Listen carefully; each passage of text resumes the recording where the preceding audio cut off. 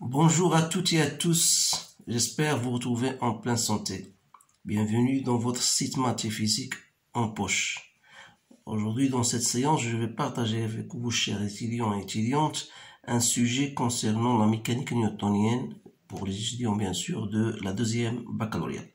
Donc, j'ai choisi ce sujet parce qu'il comporte certaines questions que vous devez savoir et généralement, ce sont les questions qu'on pose pour ce genre de leçon.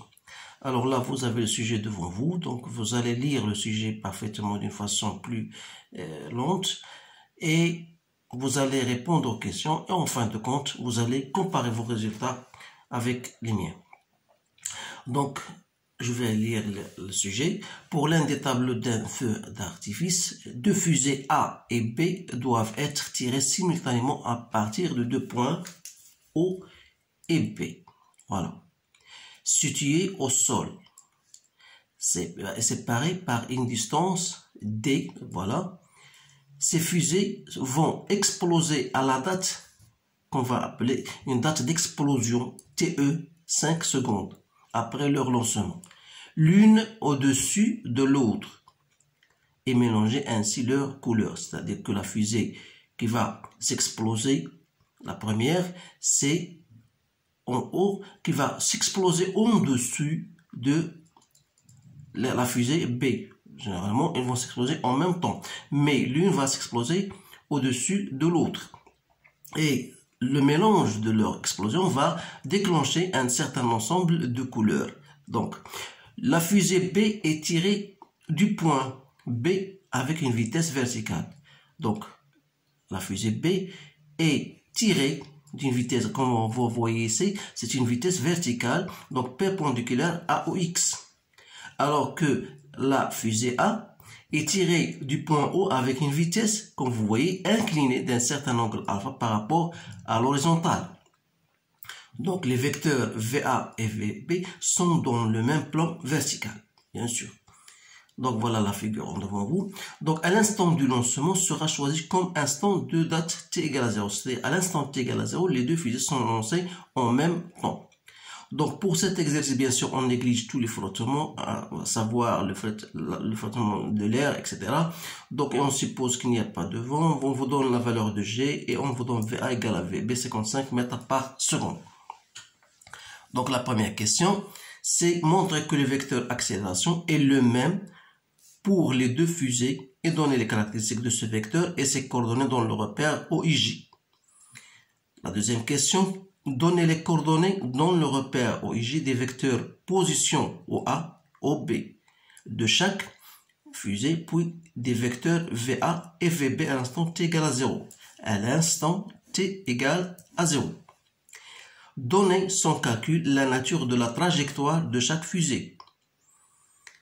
Établir les expressions des coordonnées X et Y de chaque fusée après leur lancement en fonction du temps. Déterminer l'angle alpha pour que, à t égale à 5 secondes, l'explosion de la fusée A ait lieu à la verticale du point B. C'est-à-dire que voilà la verticale. Donc on voudrait que l'explosion de la fusée A se fait sur cette verticale-là, au-dessus de l'explosion de la fusée, bien sûr, B. Montrer sans calcul numérique que la fusée B explose au-dessus de la fusée A. Donc vous voyez bien sûr que ce sont des questions plus ou moins difficiles. Alors pour répondre à ces questions-là, vous devez avoir certainement un bagage que vous avez vu dans votre cours. Donc on va commencer par le commencement. Pour la première question, on vous dit voilà, montrer que le vecteur accélération est le même. Alors là, pour répondre à ces questions-là, vous savez d'abord comment appliquer la seconde loi de Newton, qui est une loi très intéressante pour ce genre de sujet. Alors là, vous savez, notre loi nous dit que la somme des forces appliquées, bien sûr, égale à M A. A, c'est désigne l'accélération. Alors, comme la fusée A et la fusée B sont soumises, bien sûr, à leur poids uniquement, bien sûr, on aura l'application de cette loi aura de la manière suivante. Donc, on va d'abord écrire cette phrase parce que c'est une phrase intéressante. On dit que les deux fusées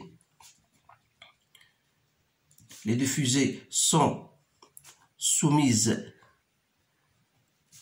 uniquement à leur poids,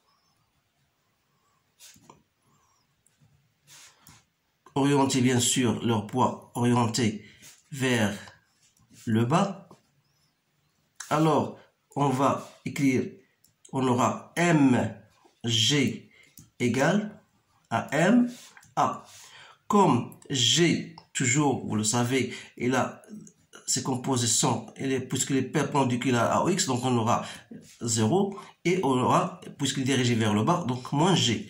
Alors, ça veut dire quoi? Ça veut dire que l'accélération aura ses composantes suivantes, 0 et moins g. Donc, qu'est-ce que vous remarquez? Donc, vous remarquez bien sûr que l'accélération est constante. Donc, l'accélération et son module est une constante, ce qui prouve que le mouvement des fusées est uniformément varié. Donc voilà la réponse à cette question. Maintenant, on va passer à la deuxième question. A. Donner les coordonnées dans le repère OIJ des vecteurs position OA et OB. Donc, vous remarquez bien sûr, d'après cette figure-là, que la fusée A est à l'origine du repère. Par contre, B, elle se trouve à une distance XB, voilà, elle se trouve à cette distance-là, qu'on va noter XB bien sûr, qui est égale à D égale à 45 mètres d'après l'énoncé. Donc, qu'est-ce qu'on aura? C'est-à-dire que la vitesse à l'origine de la fusée, la vitesse de A à l'origine aura deux composantes, VAX, on va noter VAX, et VAY, tel que VAX, toujours c'est la composante de la vitesse à l'origine du temps, c'est-à-dire c'est VA cosinus de alpha. Vous pouvez même le remarquer. Donc, vous faites la composition de VA donc, dans l'axe OX et dans l'axe OY. Donc, c'est VA cos de alpha, VA sinus de alpha. Donc, on va écrire cela. Donc, on aura VAX égale à VA cos de alpha et VAY égale à VA sinus de alpha. Donc, ce sont les coordonnées, bien sûr, de la vitesse. Alors là, pour les vecteurs position, j'ai dit une phrase oralement, mais je n'ai pas écrit. Donc, je peux l'écrire en disant que la fusée A est à l'origine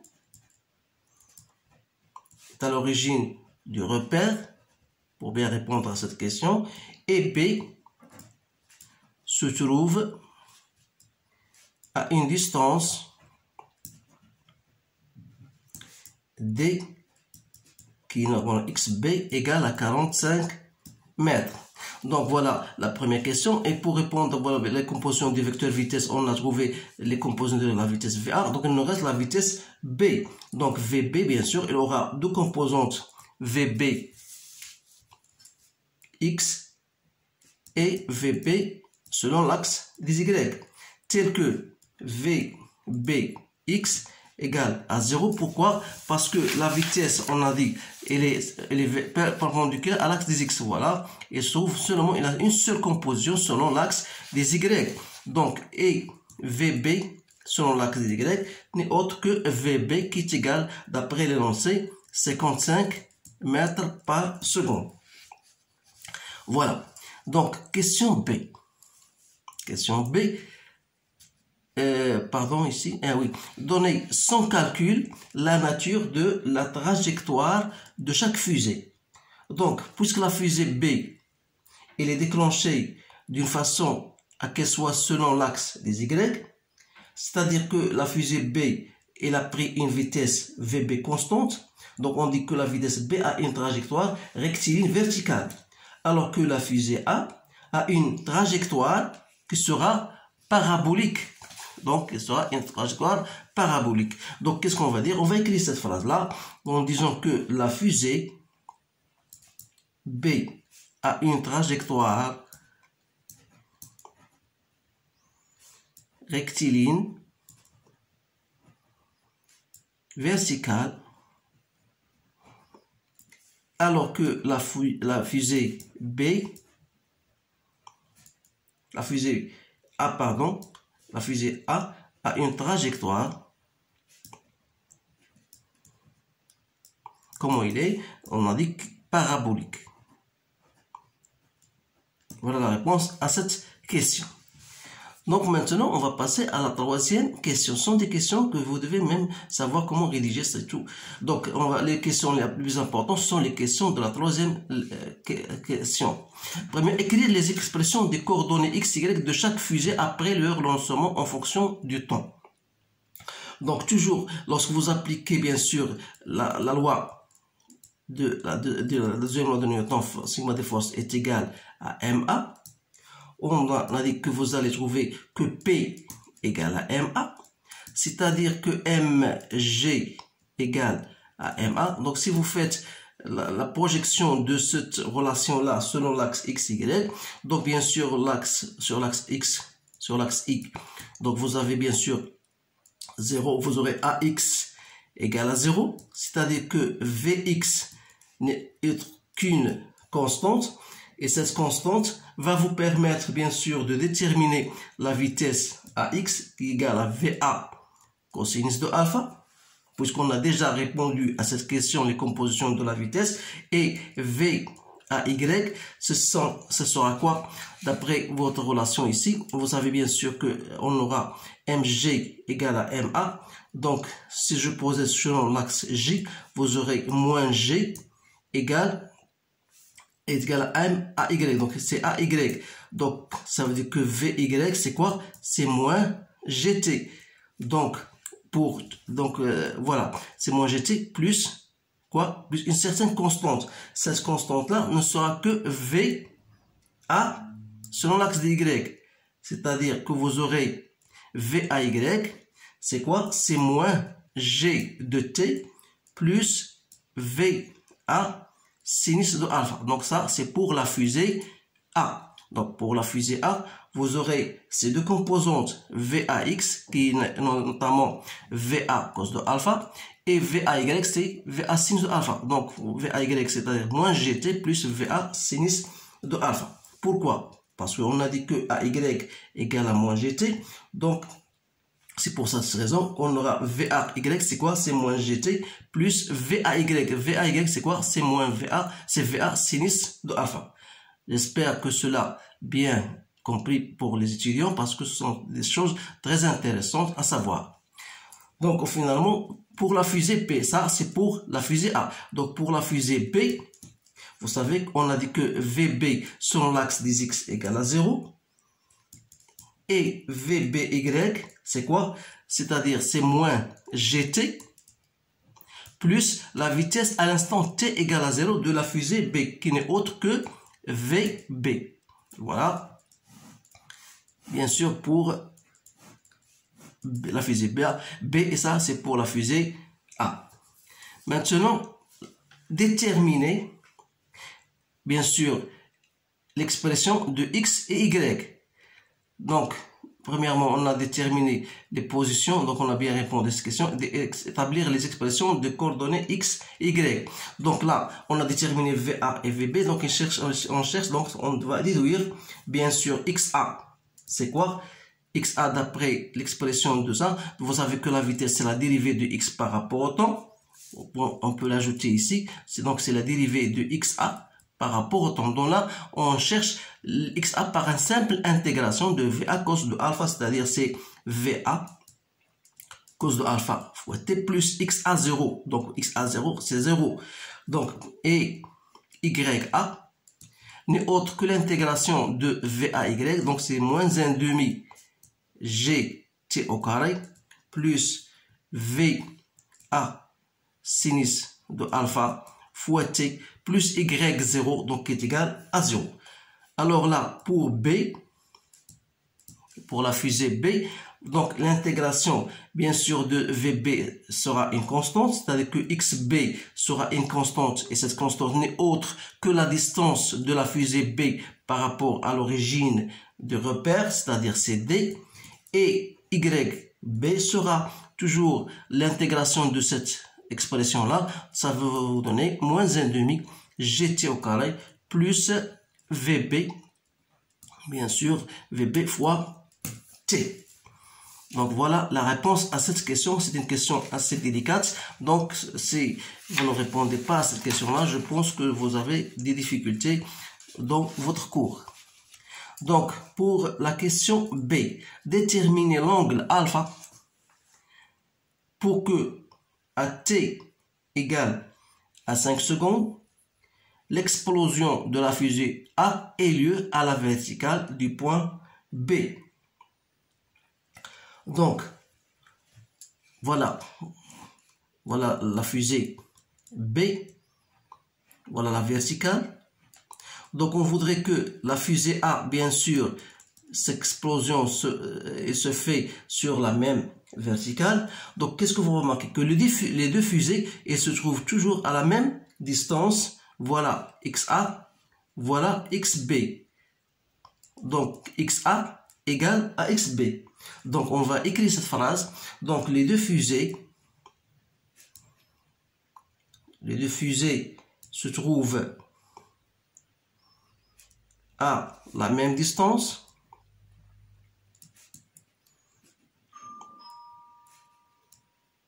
Qui est XA égale à XB égale à 45 mètres. Et le temps d'explosion, c'était égal à 5 secondes. On va traduire donc cette expression XA égale XB. Ça veut dire quoi? D'après ce qu'on nous a, voilà XA. Et voilà, vous avez bien sûr XB. Voilà XA et voilà XB. Donc, égalité de ces deux choses-là va vous donner donc VA cosinus de alpha fois T égale à D. C'est-à-dire, pour nous, on s'intéresse à alpha. Donc, cos de alpha sera égal D sur T VA. Donc, on va faire une application numérique. C'est 45 sur 5 fois 55. Donc, ça va vous donner donc 0,163. Donc, vous allez en tirer, bien sûr, la valeur de alpha que j'ai trouvé 80,6 degrés. Voilà la valeur de alpha. Et la dernière question, on vous dit, voilà, montrez sans calcul numérique que la fusée B explose au-dessus de la fusée A. Alors là, bien sûr, pour montrer que cela, là voilà la fusée A, voilà la fusée B. C'est-à-dire, dans notre repère OX, Y, il suffit de montrer, voilà YA, voilà YB. Donc, il suffit de montrer que YA est supérieur à YB, c'est-à-dire que la différence entre YA moins YB doit être positive. Donc, d'après ce que nous avons vu, on a la valeur de YB, l'expression de YB, la voilà, d'après les équations qu'on a trouvées. Vous avez trouvé YA, voilà YB, et voilà YA. Voilà YA, voilà YB. Donc, il suffit de faire tout simplement la différence entre YA et YB. On a YA moins YB, c'est quoi? C'est VBT. Donc, VBT moins VAT sinus de alpha. Donc, la différence de ces deux expressions, elle va vous donner tout simplement VBT moins VA sinus de alpha fois T. Puisque VA égale à VB, on va tout simplement remplacer VB, c'est VA. Et vous avez T, bien sûr, on va mettre aussi T en facteur. Il reste 1 moins sinus de alpha.